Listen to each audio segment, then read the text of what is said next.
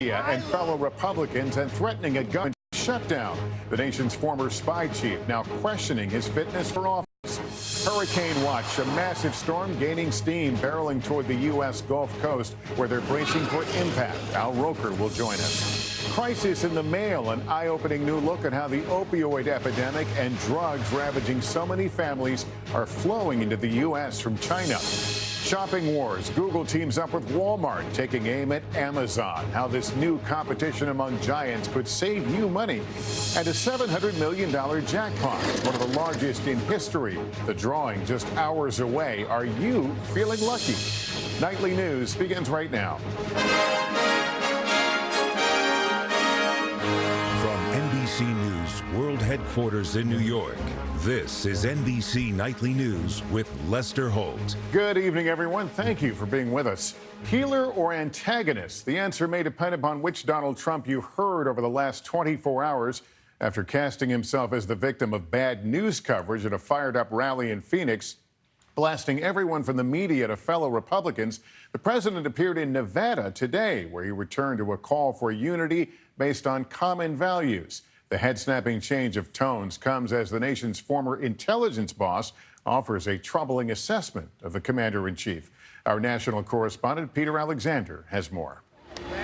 Tonight, more White House whiplash at the American Legion National Convention in Reno, a declaration of unity. It is time to heal the wounds that divide us. A presidential 180 from last night's unbridled offensive in Arizona. Repeal and replace. Repeatedly taking aim at the media. The very dishonest media, and they're bad people. They don't like our country. I really believe that. President Trump abandoning the discipline displayed just 24 hours earlier, his scripted Afghanistan speech. Instead, accusing the press of misrepresenting his highly criticized response to Charlottesville. They don't want to report that I spoke out forcefully against hatred, bigotry, and violence, and strongly condemned the neo-Nazis, the white supremacists, and the KKK. But Mr. Trump omitted his own most controversial words. Hatred, bigotry, and violence on many sides. On many sides. You also had people that were very fine people on both sides. Former Director of National Intelligence James Clapper, who briefed the president during his transition, now questioning his fitness for office. I worry about, frankly, the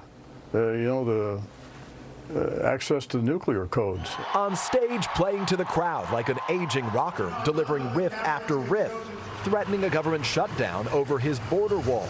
Believe me, if we have to close down our government, we're building that wall. Outside, a wall of resistance, thousands of protesters. Inside, the president even antagonizing members of his own party, like Senator Jeff Flake. Who's weak on borders, weak on crime. House Speaker Paul Ryan tonight, calling for his party to come together. I think it's important that we all stay unified as Republicans to complete our agenda. Also tonight, the White House is dismissing reports of a disintegrating relationship between President Trump and the Senate's top Republican, Mitch McConnell, insisting the men remain united on many shared priorities and will meet again as planned when Congress gets back from its August recess. Lester? Peter Alexander at the White House this evening. Thank you. In Charlottesville today, a statue of Robert E. Lee, which was at the center of the storm during the white nationalist rally, was covered up with a black shroud, along with a statue of Stonewall Jackson. Afterward, a man with a knife began cutting away at one of the shrouds, but it was later resecured. The city council voted to cover the statues in honor of Heather Heyer, the counter-protester killed when a driver rammed a crowd with his car. Meantime, tonight, as President Trump has continued to take aim at Hillary Clinton from time to time, so long after the election, she's having her say about the man who she says made her skin crawl during an awkward debate moment. Now, Clinton also is acknowledging her own mistakes and her devastating defeat. Here's NBC's Andrea Mitchell. New reporting by NBC News reveals Hillary Clinton's lead over Donald Trump was a lot less certain than previously thought, especially in the last 2 weeks. As we hear the first excerpts from her upcoming book about that tense standoff at their second debate. Donald Trump was looming behind me. It was incredibly uncomfortable. He was literally breathing down my neck. My skin crawled. Their face-off only 2 days after that Access Hollywood video. Grab him by the Trump campaign trying to intimidate her. Steve Bannon inviting women accusers from Bill Clinton's past to sit in the front row as Trump circled her on stage. Now, for the first time publicly, she's wondering, should she have stood up to him? Do you turn, look him in the eye, and say,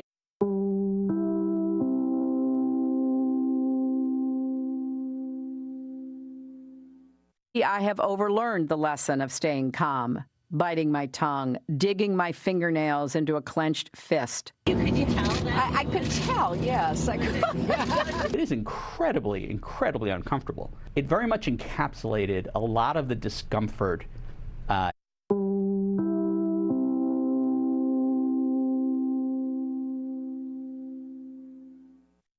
Doubts that she had, mistakes that things she made, things she might have done differently. A moment captured on SNL. Pre-existing condition. Number 2. As NBC News now reports, that was among the high points for Clinton in the final month. 19 days later, FBI Director James Comey reopened the email investigation. And in the final stretch, a more disciplined Trump going on offense while Clinton fell behind. In her book, a more reflective Clinton writing, "In the end, I couldn't get the job done, and I'll have to live with that for the rest of my life." Lester. All right, Andrea Mitchell, thank you. Tonight, hurricane watches are up along the U.S. Gulf Coast, where preparations are underway for a big and gathering storm threatening Texas and Louisiana with a major flood event. Al Roker is tracking the storm. He joins us now with the latest forecast. Al, what are we looking at here? Well, Lester, we're looking at a long-term event. What was remnants of Harvey, now a tropical depression, most likely becoming a tropical storm and possibly even a low-level hurricane. As we look right now, the latest on Harvey, it's 525 miles south-southeast of Port O'Connor, Texas, 35-mile-per-hour winds. It's moving northwest just at 2 miles per hour. This is going to be a slow mover. It makes landfall sometime Friday afternoon again, possibly as a Category 1 hurricane, and then it just meanders around the Gulf Coast right through Monday. We're going to be talking about this into next week. Rainfall amounts, because it just continues to sit there, upwards of 20 inches of rain, but generally 5 to 10 inches. We also have tropical storm watches and hurricane watches along the Texas coast, and storm surges as well, Lester, anywhere from 4 to 6 feet at high tides. So what we are looking at, talking about this into next week, is a major flooding event due to Harvey. Lester? All right, Al, I know you'll be covering it all. Thank you. Now to a big consumer headline this evening, a shopping showdown as Google and Walmart announced they're teaming up to take on Amazon, stepping up the fight for your money. NBC's Joe Fryer now with details. In the battle of the retail giants, brick-and-mortar powerhouse Walmart now has an unlikely ally, tech titan Google. Two huge companies teaming up to take on the country's biggest online retailer, Amazon. This partnership keeps Walmart relevant. They've owned the retail space of the past, and this partnership with Google can propel them into the future. This Google-Walmart partnership starts in late September and will focus on voice-activated shopping. Alexa, buy paper towels. The top search result for paper towels is Bounty White. It's an emerging e-commerce trend that uses these high-tech speakers. Alexa, order more dog food. Amazon currently dominates the market with a popular gadget called the Echo. Shoppers can order products simply by speaking. Alexa, order trash liners. I found Gladtrol trash bags. Would you like to buy it? Yes. Google's answer to the Echo is the Google Home. Hey, Google. It links consumers to Google Express, a virtual shopping mall with more than 40 retailers. Walmart's the first one letting customers link their store accounts to Google so the tech company can examine their shopping history to reorder items faster and get recommendations. Voice ordering is the next frontier, many think, when it comes to ordering, and Walmart wants to make sure that they've put their stake in the ground. For Google, analysts say it's a chance to boost sales for Google Home, which lags behind the Echo. And for consumers, when companies compete, they innovate, and that lowers prices and makes it more convenient for the consumers. Giving shoppers, Alexa. Okay, Google, a voice.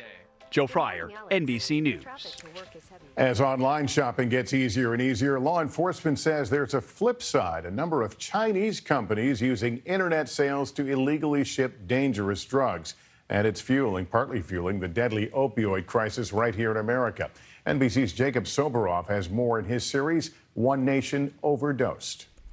The deadly opioid fentanyl is available to order online from China, something my producers and I easily found after a simple Google search. Whoa, The email already came through. Hello, we have a very potent fentanyl analog, very similar in potency to the original. We ship to USA. We only accept Bitcoin as payment method. Warm regards. Wow.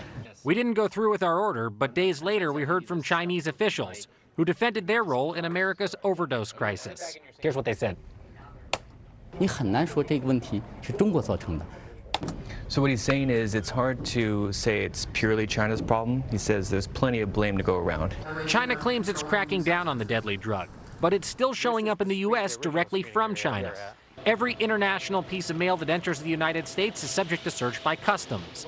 And in Los Angeles, this is the facility where certain packages get extra scrutiny. Steroids. The agents here are looking for all types of illegal drugs coming from China.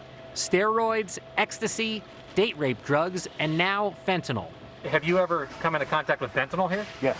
What does that look like? It looks like any of these other white powders. The scary stuff. Why is it so scary? Just because of the amount of damage that a really small amount can do to a person. So you're cutting open what you think is fentanyl. Right. Now a laser shoots through there and breaks down what the chemical compound is, basically? Right. And this sample was headed for somebody's house in Southern California. Yes. It turns out this time it was an illegal sedative, not fentanyl.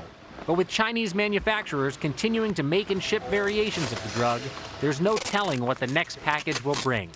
Jacob Soboroff, NBC News, Los Angeles. We turn now to some potential trouble in paradise for President Trump's business. We're talking about sunny Palm Beach, Florida, home to what the president calls the Southern White House. More than a dozen charities have recently pulled events at Mar-a-Lago, several claiming it would be a distraction from their mission. NBC's Gabe Gutierrez has those details. Long known as the epitome of high society in glitzy Palm Beach, tonight Mar-a-Lago is facing an exodus. They don't want to be associated with the president's remarks and many other actions that he's taken, to be quite honest. At least 17 charities have pulled their annual fundraising events from the so-called Southern White House. Many after the president's controversial comments about the violence in Charlottesville. Very fine people on both sides. Among the latest to leave, the Palm Beach Zoo and Conservation Society. Others include the Red Cross, the American Cancer Society, and the Salvation Army. Well, the decision was made because the whole conversation had become a distraction to the mission of the Salvation Army. Tax records show rental fees at Mar-a-Lago run up to $276,000 per event, so the departures could cost the Trump organization more than $1 million. Profits from Mar-a-Lago are placed in a trust for the duration of Mr. Trump's presidency, while his sons manage the estate. The Trump organization and Mar-a-Lago did not return requests for comment. At least two organizations have not yet bailed, the Police Foundation and the Palm Beach County GOP. Tammy Donnelly is the group's vice chair. I think it's a shame that organizations that are supposed to be nonpartisan and not involved in politics have made a very political decision by pulling out of Mar-a-Lago. The board of another organization is set to vote this week on whether to yank its event from Mar-a-Lago, joining a growing list of groups for which politics and charity no longer mix. Gabe Gutierrez, NBC News, Palm Beach, Florida. Still ahead tonight, phone wars. Samsung announcing a big new launch today. Can it stay on top after its multi-billion-dollar recall for exploding phones? Also inspiring America, the camp where these kids learn there is no limit to summer fun. We'll be right back.